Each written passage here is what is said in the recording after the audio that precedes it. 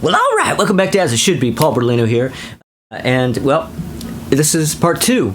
Part two of the panel discussion that we just did this past week with my friends Crystal Durant, Tommy Von Voigt. We did a panel discussion on the songs that we hate by bands that we love. And, well, as you know, if you've seen part one, if you haven't seen part one, go watch that first. Why, I don't know. Just because that's just the way it needs to be. But yeah, so we did a 2-hour discussion about songs that we hate by bands that we love, and I decided to cut it into 2 halves, and this is the second half. So anybody who watched the first half, who's been chomping at the bit to see the rest of it, here it is. All right, so this is song number 8, and it's by a band that I've loved in both incarnations. Well, there are only 2 of them, I think. Fleetwood Mac. Oh, there are 3 incarnations. There's like 4 incarnations. Okay. Oh, or right, 5. right, yeah, there's actually anyway. Well, they've been reincarnated a lot of times. And the song that I absolutely cannot stand by this band, which I think a lot of people would agree with me, is Tusk.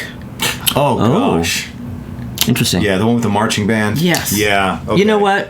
I like that song fine, but I cannot possibly begrudge anybody not liking it. I can completely understand why you wouldn't like it. It makes no sense. Oh, we're gonna get the USC marching band in the video. That whole record is kind of a problem thing. in a lot It's of like ways. but that song specifically. Ahooga haga ooga daba dooba daba booba baba. And that's the big single. Just tell me that you love me. What the fuck is this? Crystal, if you've ever wondered, as some people out there might have wondered, what you get if you have too much cocaine and too much money and are surrounded by too many yes men. No, I know. You get that record. I know that shit chapter and verse, but see, here's the thing. That incarnation of that band, that was 99% of that band, and they put out some amazing music prior to this piece of shit. And they also put out some amazing music after. Right. But this thing in particular, well, I don't know about amazing, but this in particular is a watershed moment of garbage.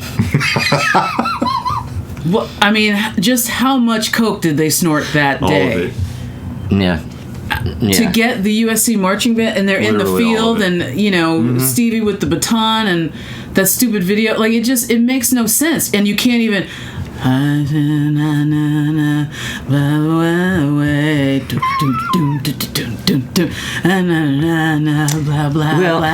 and Lindsay never quite recovered from that. He kind of decided at that moment that he decided I need to be weird. and he kind of still does that. Because didn't he put out a solo album right after that? No, it was a little while after. Well, yeah, I guess the album was, I think, I'm in trouble. That would have been a year 2 album. Right. Maybe 81. Before or after the one with Mirage is 82. So was it 81 he put out an album? Or I thought it was 83. Yeah, I think his solo album is 81, Mirage is 82. And then he did another one in 83, didn't he? Go Insane, which would probably be like 84. Yeah, that's really bad. Go Insane. Yeah. That's with that backward video thing. All right, so he did a solo album after Tusk, then. Okay. Yeah. But they kind of, Stevie Nicks went out and did one at the same time, Belladonna. Yeah. Yeah. It's stupid. I hate that song. And that's the single. Yeah. And I know. We're anticipating this album. Yeah. You know that there's a new Fleetwood Mac album coming out, and the thing they play you to get ready for it was that. Yeah. Yeah, everybody was so excited. And then I think it's a real testament to the music business and how it can bamboozle and have Plymouth Rock hit you and run amok and everything to hypnotize enough people into thinking that was good. Like, how much cocaine was everybody doing? That's the lead single. That's the first single off the... What? Well, Crystal, the answer is... And then people still bought the record. Yeah. And people still bought it. And people loved it. It was a double album. They were probably expecting there had to be better material on there than that. And there is. Better than that. Better than that, but that's not hard to achieve. It stunk. All right. So what am I going to go with next here? Well, okay. I'm going to go with the Monkees.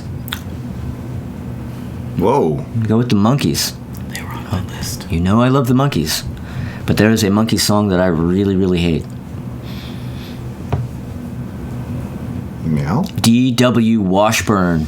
Oh my god. I don't even think I know that one.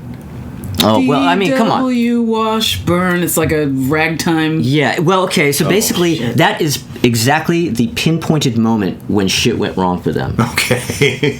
Literally that second in the studio. Like, I think the single prior to that, like, the immediately prior single was Daydream Believer. Yeah. I think. There may be one in between, but basically, that's around that time. And then, right at that moment was kind of like when their TV show went off the air, and they started making Head, the movie, and then they put out this single, D.W. Washburn, and it's this terrible novelty ragtime thing, you know, with a banjo. It sounds like fucking Kermit the Frog's playing banjo. Yes, and a bad like a child piano sound, and then that ticky-tack piano tinkly thing. Actually, it might have been a tack piano. Yeah. Well, you lose me immediately at novelty ragtime. It's like barbershop quartet-ish. Yes. And the lyrics make no sense. Wow. Oh, God. It's really, it's a total novelty record. It's so bad. It's How terrible. were they thinking?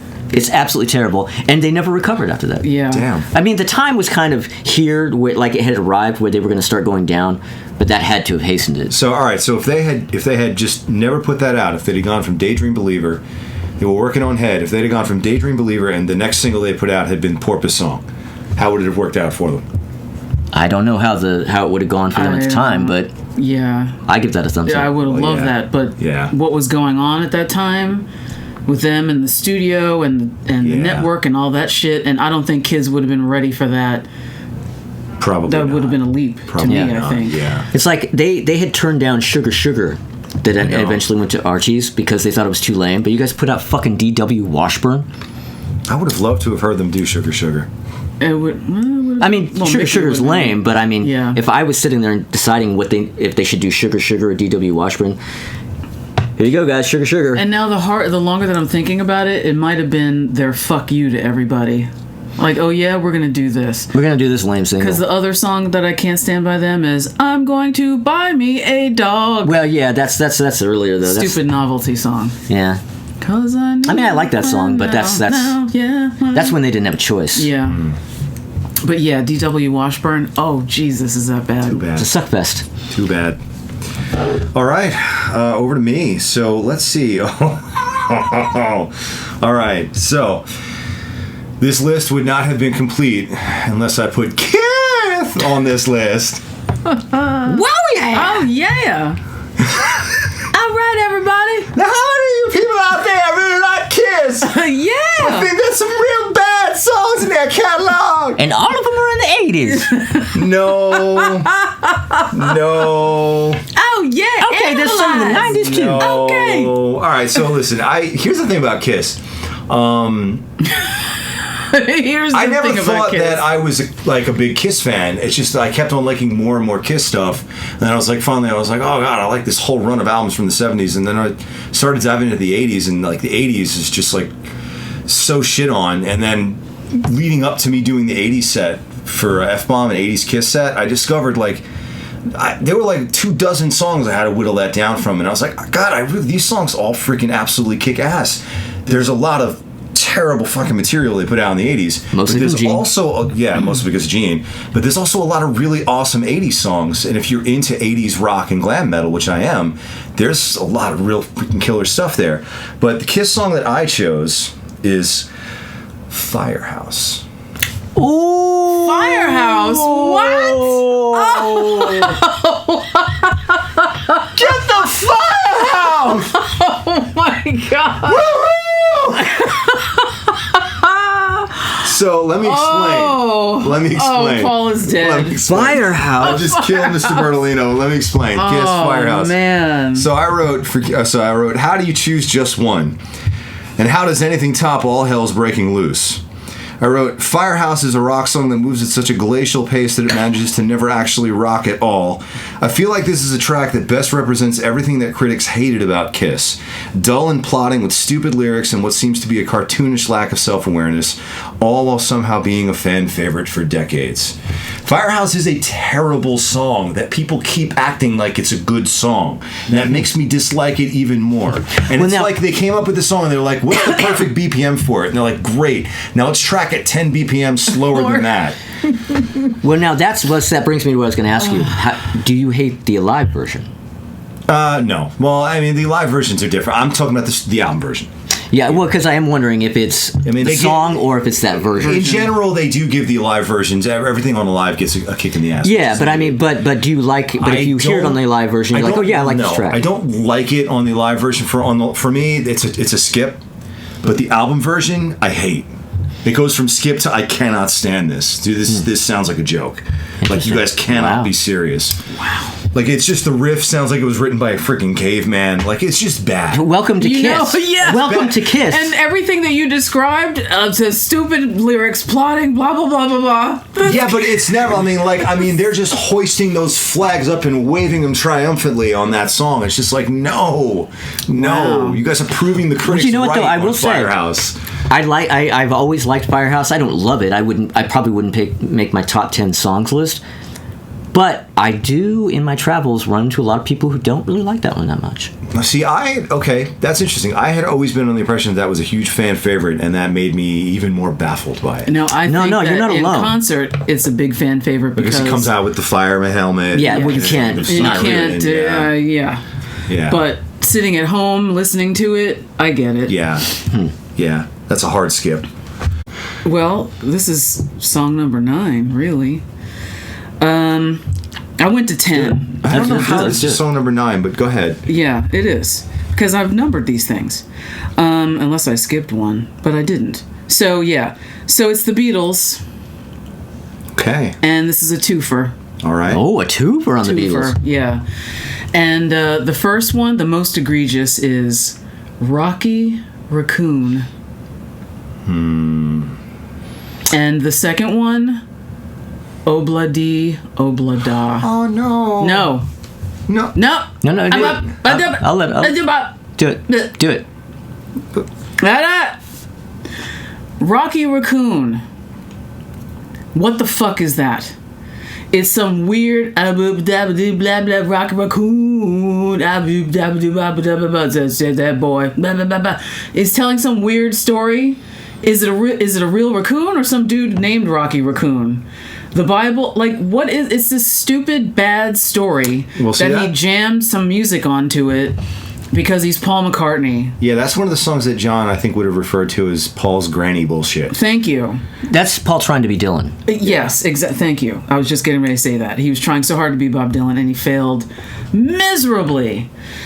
Obla-dee, Obla-da. Tommy's Muppet face lights up like a Christmas tree. Again, like, ringly dingly do, Paul. And I can't, it's too much. It's like a ragtimey, 1875 in, out on the prairie somewhere, and, like they're hookers and, it's like Gunsmoke. Saloon. Somebody's Saloon, thank you. It's a saloon song. And I understand why Paul would write something like that. I understand why it speaks to him in a certain way and who he is and what he does. But I just can't take it with that nursery rhyme stuff. Huh. La la la la la la la la. La la la la, life goes on. No, I can't do it. I hate it. I've hated it from the jump. I hated it then. I hate it now. I'll hate it when I'm dead. I hate it. I think that my big takeaway here, though, is apparently I'm just really, in general, a huge fan of Ringly Dingly Doo. You are. Mm-hmm. You're a big fan of Ringly Dingly Doo. And some Ringly Dingly Doo I can do. This, I don't. Okay. Can't do it. Well, I got some news for you. Mm-hmm. I love the Beatles. They're my favorite band. Obla-dee was on my list. No! Ding, ding, ding, ding. And I totally fucking agree about Rocky Raccoon. Thank I never you. liked that song either. It's a piece of shit. Rocky Raccoon it's not a great song. Not a great song. It sucks. How you even put great and... It's just weird. It's a weird song. I give it a pass because there's a lot of weird stuff. No. Tomorrow Never Knows is a weird song. This is garbage. It's total garbage. I'm gonna go with that. I didn't always hate Obla Di Obla Da. I've grown to hate it over time. When I was a kid, I liked it, but I've never liked Rocky Raccoon. That has been a skipper. I've probably listened to it all the way through 5 times in my life. That's 4 more than me. And once and done with that. Damn. All right. No, sir. I'll take Don't Pass Me By over that shit. Yeah. And I don't like Don't Pass Me By. I'll take Octopus's Garden over that. I like Octopus's Garden. I like Octopus's Garden. I like that one. Yeah. No, that's a really sweet song. Oh. But I think we're up to you. My turn. Okay, well, hitting the sacred cows today. Oh, yeah, we are. The Kinks. Oh. And I fucking love the Kinks. Love the Kinks so much. I have loved them since I was 12. Ape Man. that was on my list. I'm sorry. I'm stealing all of Crystal's songs. No. It's fine. Because I'm stealing all of her songs. I have another King song, so don't worry. You know what? But now, that like Obla Di Obla Da, I didn't always hate it. I liked it when I was a kid. When I first got that record, I was probably 12, 13 years old. I liked it. But man, over the years, I'm just like, oh my god, it's the worst. Do you like that song? No, I don't. Okay, so everybody agrees. There's a couple of Kinks songs that are really. What's the other one? It sounds like they're doing a parody of themselves. Destroyer. Oh, yeah. I like that one, but it is them kind of like trying to do. It's cartoons. You had me a little bit worried because I know that it could go pretty much any direction. You're talking about the Kinks, and I know that you are a big fan of the Kinks, but I was like, I hope he's not gonna like hit me with something like Come Dancing. I'll have to get up and leave or something like that. I actually like Come Dancing. Come Dancing is incredible. That's my favorite song by them by far. But yeah, Ape Man, Ape Man's terrible. And I remember the summer, towards the end of summer, when I was just about to go into junior high, riding my bike over to what was going to be my new school.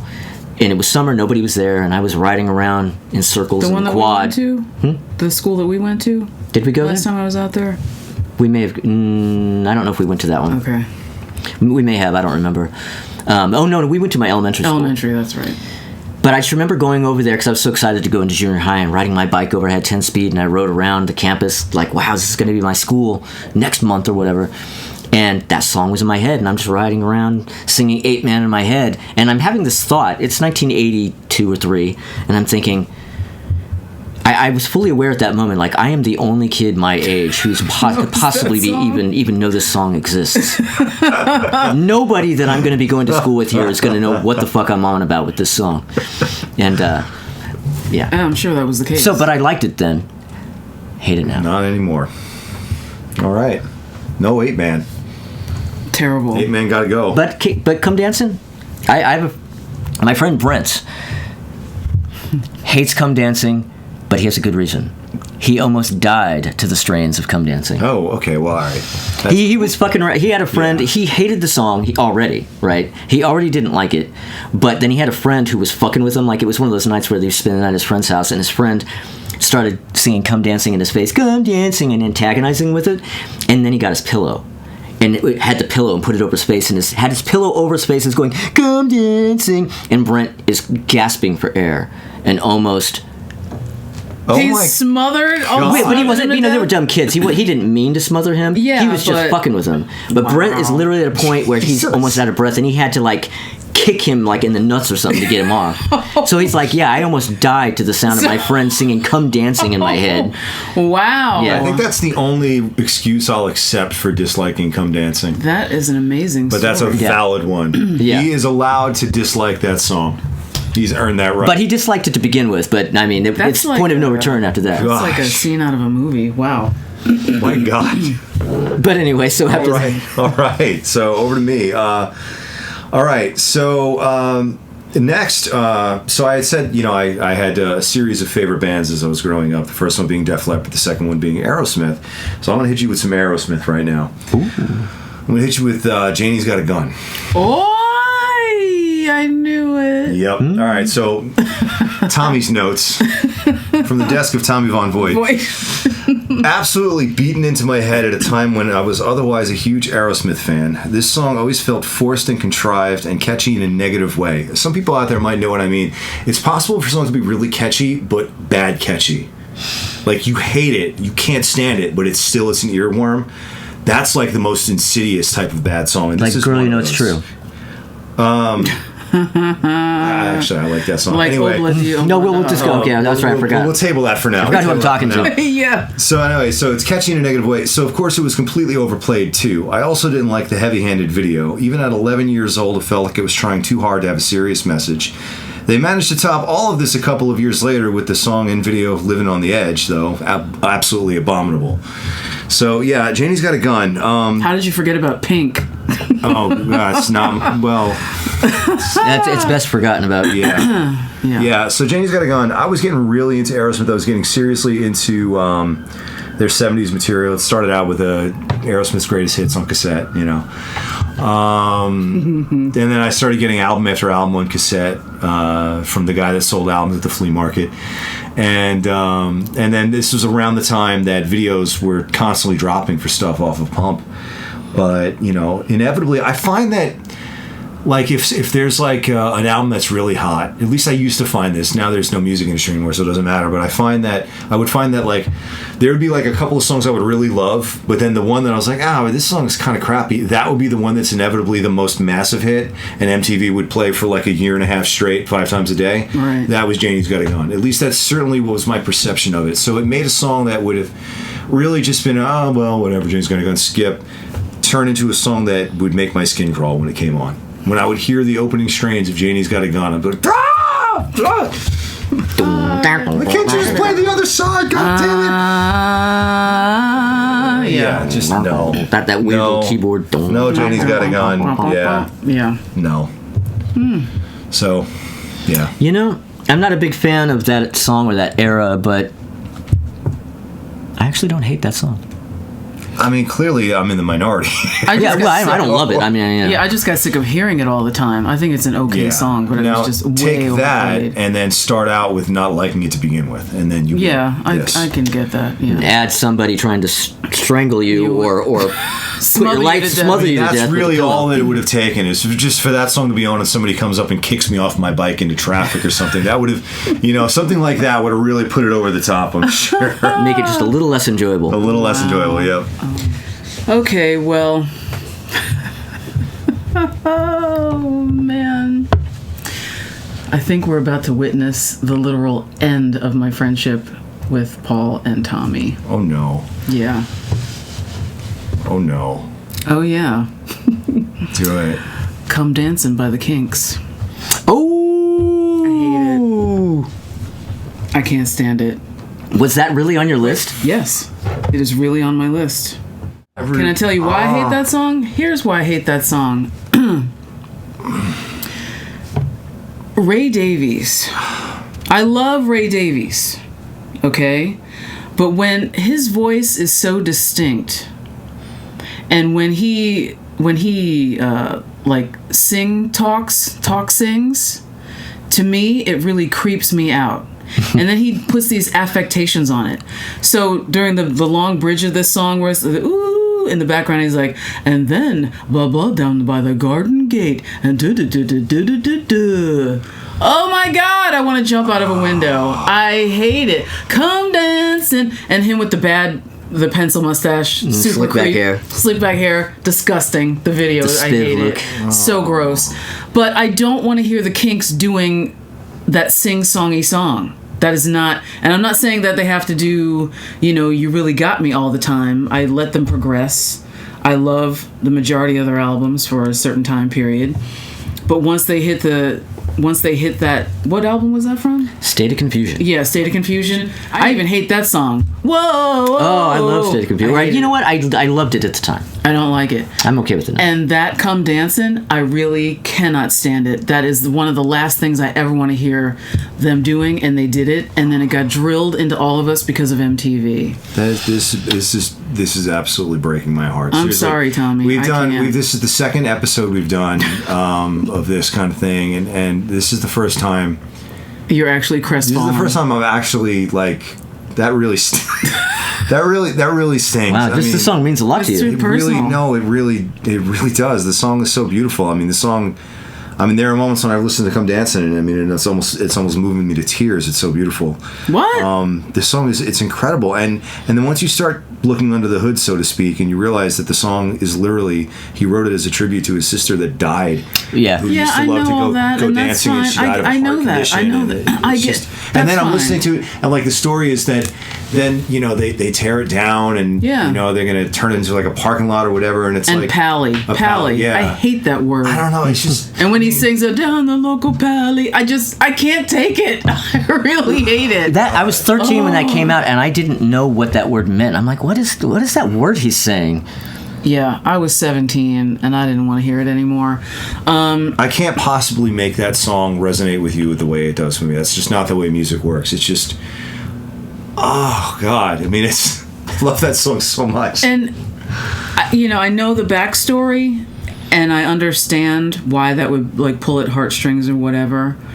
And I think that sometimes you just have to separate that from the song. I agree. I'm not pointing a finger at you. I'm talking to you out there in YouTube land, because that's the excuse a lot of people use for loving something or hating it. I almost got smothered to death. I hate that song. I met my wife. I love that song. Whatever. It doesn't matter. But as standalone as a song, forget about why he wrote it or anything. Right. It's terrible. In my defense, I loved the song even before I knew any of the story, even before I was really paying attention to the lyrics. I still loved the song, and then once I started like really learning more, I was like, oh my God! But taste of music is subjective. I can't do it. So you guys shake hands. It's okay. She's so wrong. She's so wrong. Totally wrong. All right. Oh. You're up. It's my turn. It's driving me to drink. Come up with a song now? Driving me to drink. After all that shit? Well, let's see.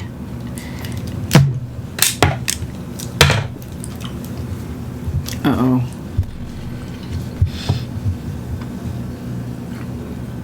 I really like Harry Nilsson. Tommy, stop drinking because you're going to have a spit take. I do like Harry Nilsson a lot. Harry Nilsson is great. Harry Nilsson is underrated. But fucking Coconut? Oh, thank you. Lime in the Coconut? Go fuck yourself with that shit. Yeah, that song's stupid. Jesus. That song is terrible. Yeah, that's dumb. We're back to low-hanging fruit, I think. No, wait, now let me get this straight. You hate the lime in the Waka waka! Waka waka waka! Fozzie Bear strikes again. Oh man, that's genius. Yeah. Yeah. You got that straight, mister.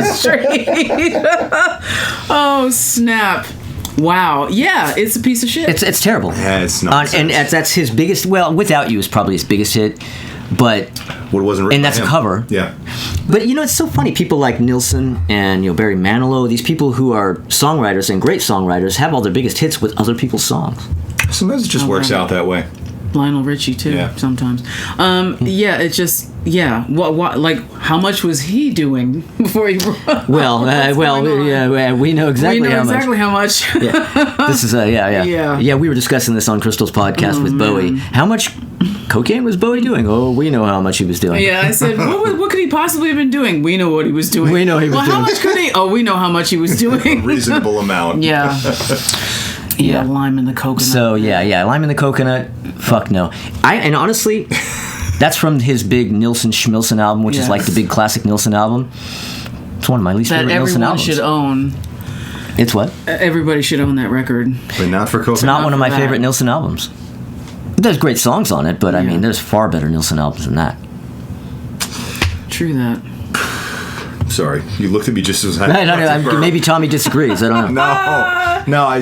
Paul just looked at me with that awkward, silent look that he sometimes does right when I'm trying to suppress a burp on camera, and it's like, God damn it! Exactly that, right there. Dude, you need to pick up the silence and do something. What are you doing? I'm literally trying not to. Come on, man. Oh God! All right, so we going back to me now? Yeah, back to you. Back to me. All right. So. All right. I would say, in fairness, it's a stretch to say I love this band, but they have a couple of records I do really, really love. But they're one of those bands that, like, then they shifted into, like, different sounds as their career progressed, and I completely get off the bus. So the band is Bon Jovi, and the song is Living on a Prayer. Okay. So, all right, so here's my explanation. An okay song that has been made so much more unbearable due to both extreme overplay and the insistence of so many that this is some sort of super important anthem that every fan of 80s rock must love by default. The talkbox part has always seemed corny to me, and also, seriously, don't tell me what I'm supposed to love. I also recall reading somewhere about people getting upset by the similarities between this song and Heaven is a Place on Earth. What? The issue, yeah. Musically, if you look under the hood, there's a lot of similarities. So the issue being that tough, cool rockers would supposedly get super pissed when they briefly thought they landed on their personal anthem while rolling through the radio dial, only to suddenly realize it was Belinda Carlisle. Well, I can assure you, I would have the exact opposite experience rolling through the dial and think that I had landed on Heaven is a Place on Earth when I was a kid, and in fact it was I hear it. Goddamn Bon Jovi. I hear it. Yeah, I'm sorry. Living on a Prayer is another one of those songs that just sounds so contrived and phony. And You're talking about Bon Jovi. Yes. So, yeah.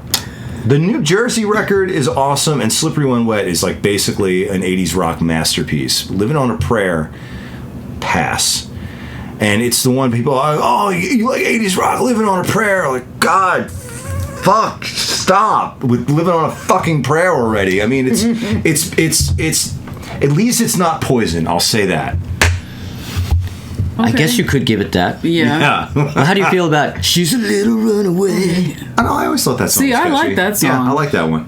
Because it was raw and real and not crazy overproduced, and it's just like a little banger there. No, I like dug that Runaway. song. I also really, really dig stuff that is obscenely overproduced, like just objectively produced beyond all comprehension. Yes. That's usually when we start getting to like where I want to start having a conversation. Right. Yes, synth bass, the whole fucking thing. All of that. Yeah, replace all the kick and snare with samples everything. Yeah. Now it's like now we can talk, and I'm not even kidding. He's not kidding. He's not kidding. No, Living on a Prayer. It's just God.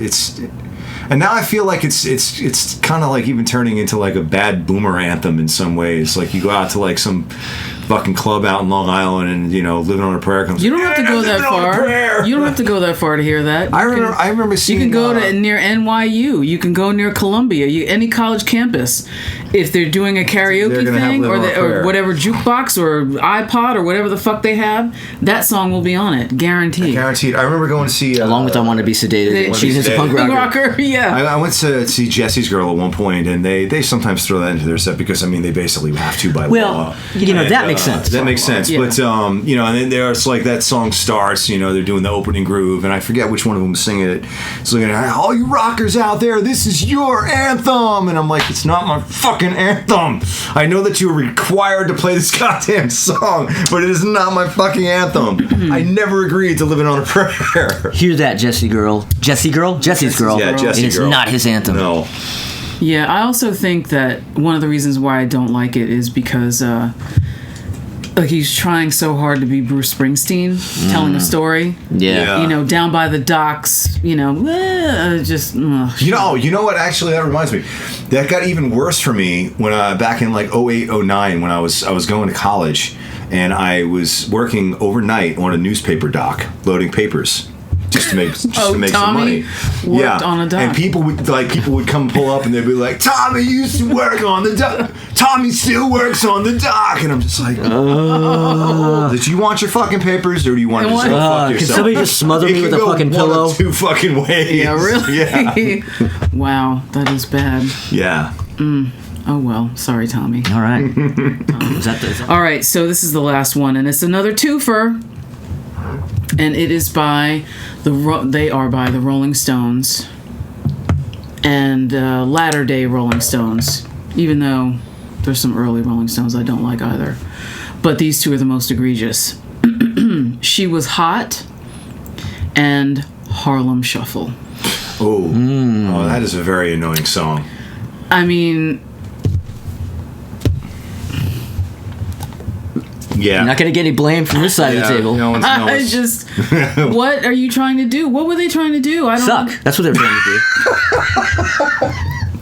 Yeah, I mean, they've done everything else already. All right, now we're going to suck Now we're really gonna suck. hard. Explore something else, some new direction. Yeah, I just don't, like, it's not good. The lyrics are terrible. The chorus, I just can't believe that Keith Richards went along with that. Yeah. I feel and like it's a cover too, so like they didn't even write that, so they found that song. And went, wow, this is really good. This is really great. Let's do it. Comes across as a bunch of whiny crap. Yeah. Yeah. It's But you know, bad. She Was Hot is worse. Oh, much, much worse. And yeah, again, Keith Richards. How much? What? Were you still a toxic twin at that point? I mean, he said he wasn't, but he was. Yeah, so bad. She was lost, and she was hot.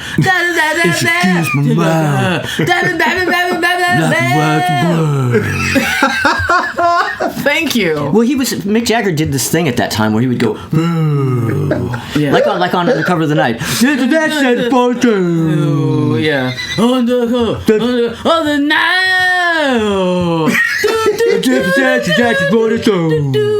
Yeah. Garbage. This is called his cut it toe. I like that. Yeah. Toe. That's what he does. Yeah. That's 12th Street is so dangerous. Oh no. garbage. Man. Garbage. Pure garbage. I'm with you. I'm absolutely with you. Thank you. So terrible. In fact, I believe when I did my Ranking the Stones albums video for this channel, I think Undercover was probably at the bottom, if I recall. Yeah. It was either that or Emotional Rescue, but it may have been Undercover.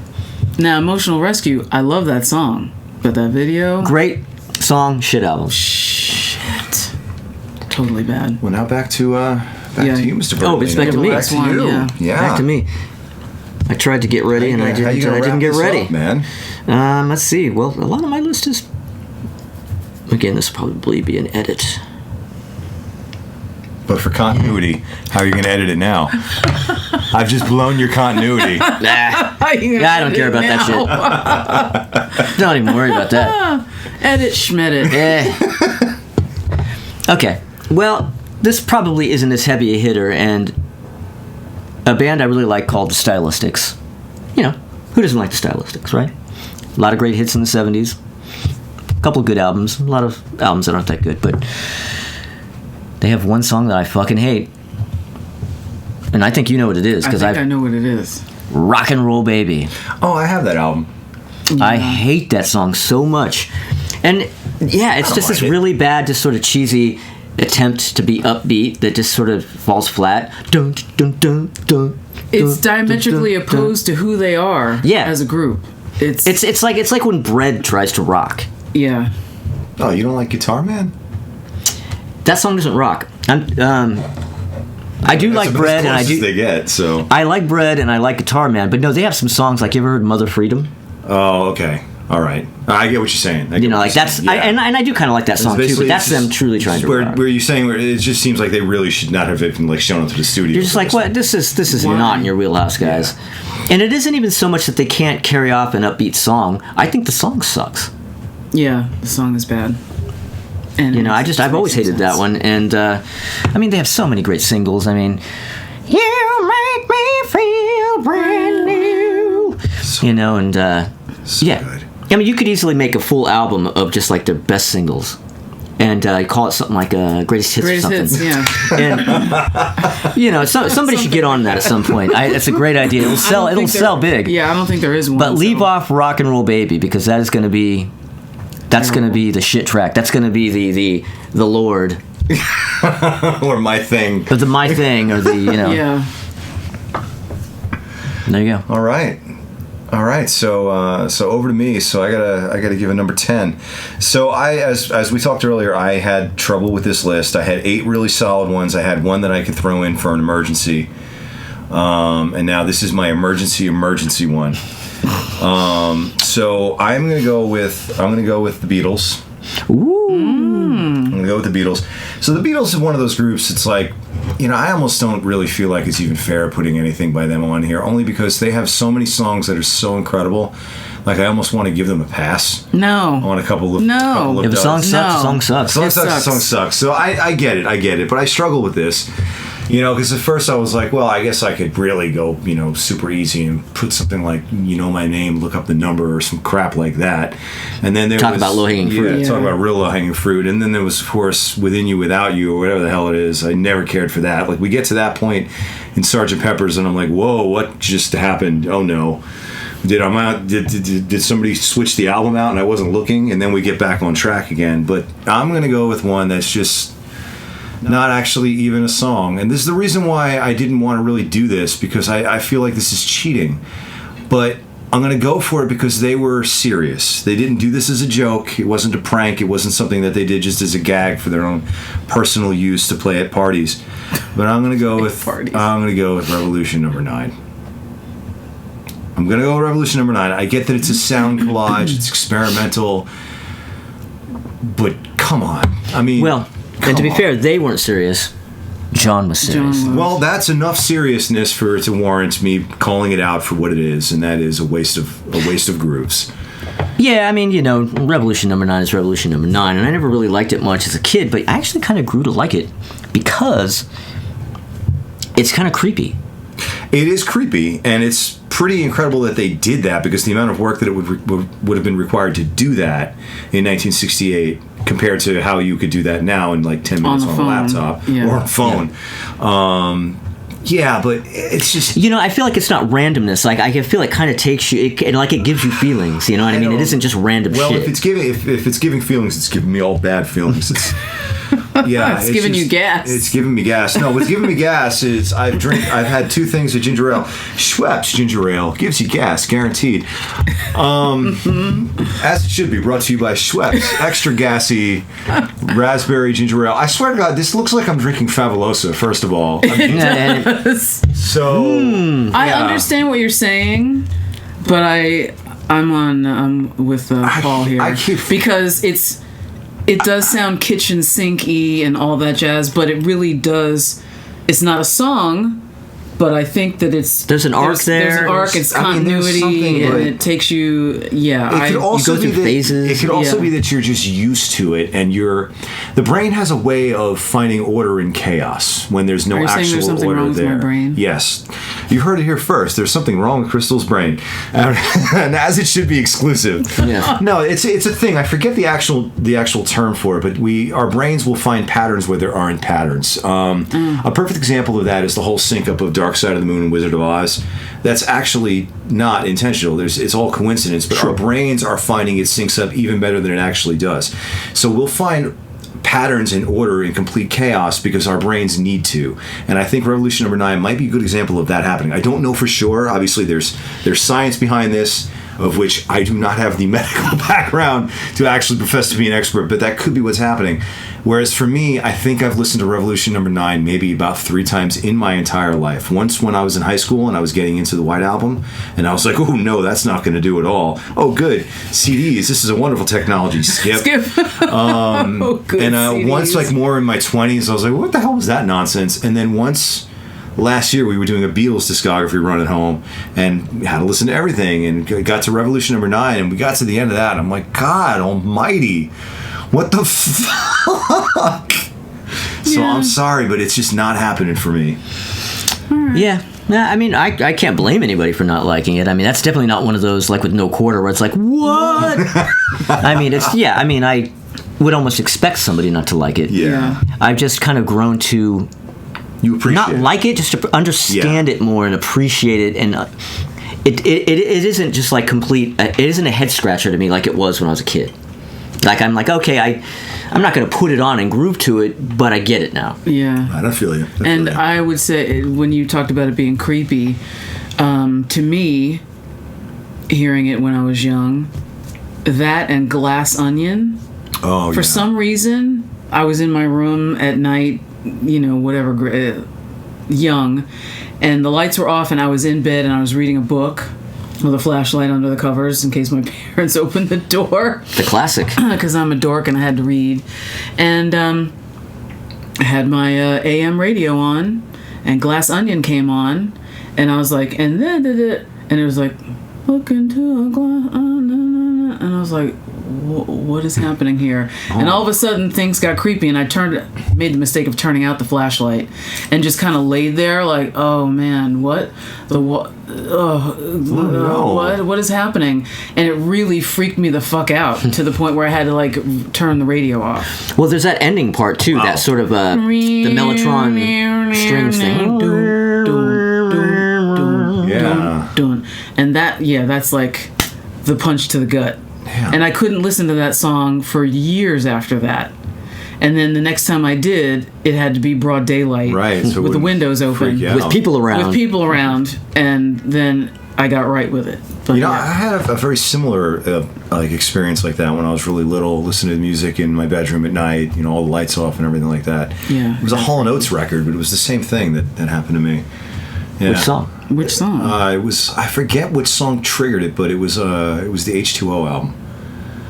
Yeah. Oh, was it a deep cut? I might have been a deep cut. I couldn't tell.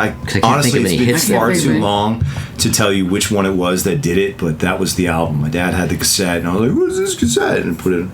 It was like 11 o'clock at night, and Interesting. I thought H2O was kind of like super bippity boppity.